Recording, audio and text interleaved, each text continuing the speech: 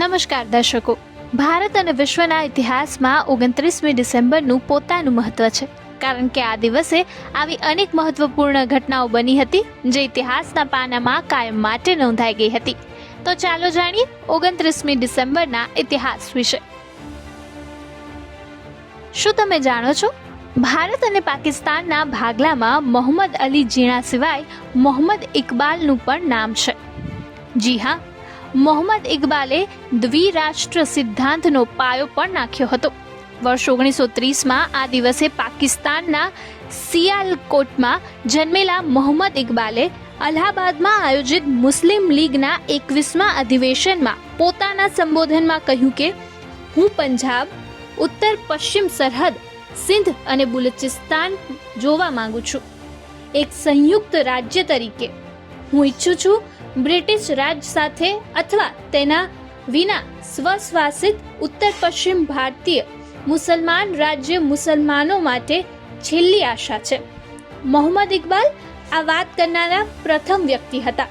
મોહમ્મદ ઇકબાલનું આ ભાષણ હવે પાકિસ્તાનમાં ઓડિયો ઓફ પાકિસ્તાનના નામે ભણાવવામાં આવે છે.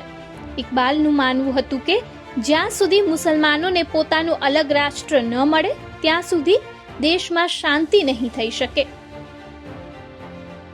વર્ષ 1917માં આ દિવસે પ્રખ્યાત નિર્માતા નિર્દેશક રામાનંદ સાગરનો જન્મ પાકિસ્તાનમાં થયો હતો. રામાનંદ સાગર સિરિયલ રામાયણથી દેશના દરેક ઘરમાં ફેમસ થયા હતા. ભલે રામાનંદ સાગર હવે દુનિયામાં નથી, પણ તેમને તેમના તેજસ્વી કામને કારણે યાદ કરવામાં આવે છે.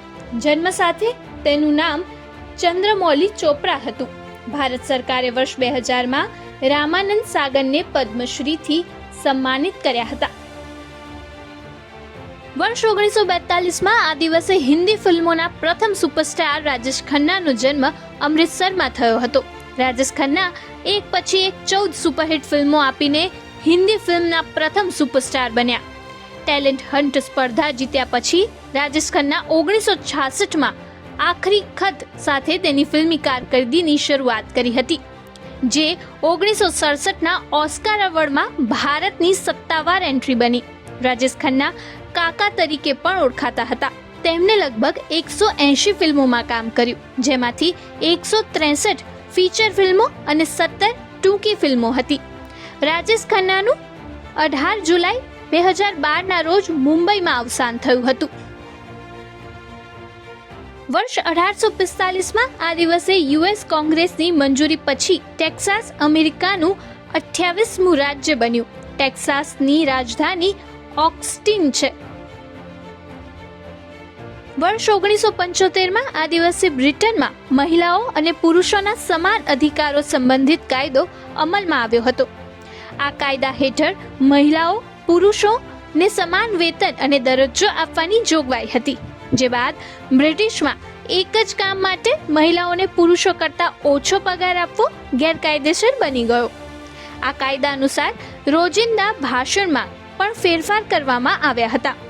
ઉદાહરણ તરીકે ફાયરમેનને બદલે ફાયર ફાઇટર શબ્દનો ઉપયોગ કરવામાં આવ્યો હતો.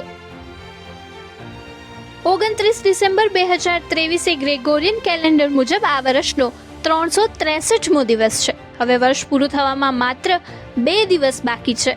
આજે શુક્રવાર છે.